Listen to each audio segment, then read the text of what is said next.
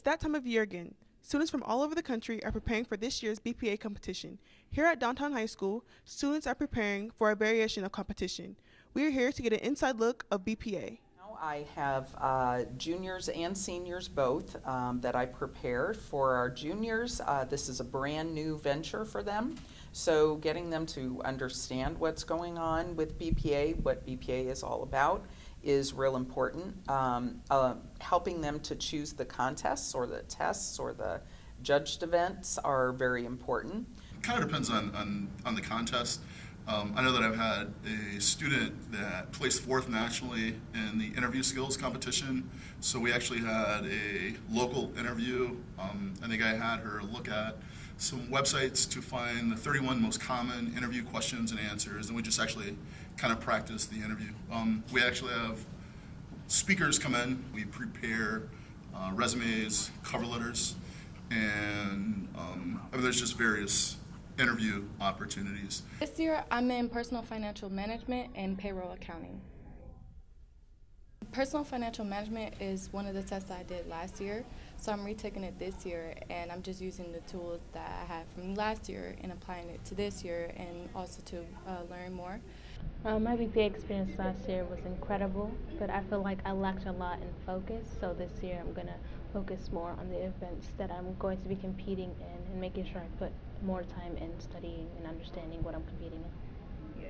Our teacher helps us find resources that correlate with what we are competing, like the events that we're competing in, and she makes sure that we're up to date about the events that are going on within BPA. Now that you see how students prepare for BPA and prepare for their futures, we can explore how students prevail despite the rising crisis of mental health. Students suffer from mental health due to stress and mental illness, and 50% of all mental health cases start at the age of 14. Diagnoses have gone up 47% since 2013 among millennials. Because of this, we have decided to look at our local school district and see how students and even faculty handle mental health. Hi, I'm Mrs. Matunis from Fort Hays Career Center. I'm a school counselor for the automotive and arts programs in the Career Center. So I would say some of the big things that I would see in mental health with students at the high school age is depression, some anxiety. I think just being able to cope with dealing with emotions and being able to speak about them too. As well as with the depression, just being able to help students work through that, and I know sometimes we have to deal with like suicide ideation, that kind of thing with mental health.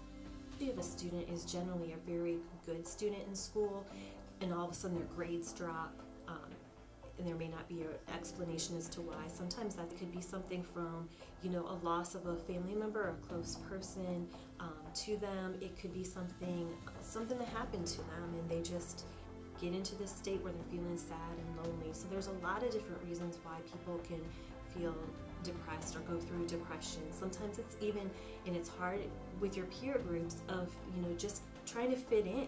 But it's, it's not a one answer type of thing. There can be different reasons people have depression.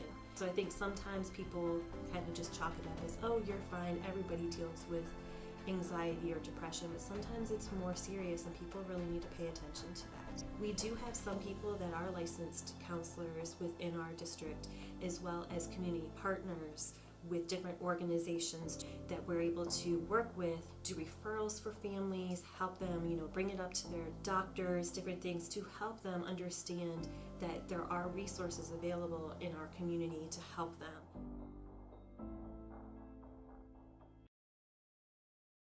There you have it, the leaders of this new generation taking the steps needed to support and improve their communities. It is truly inspiring.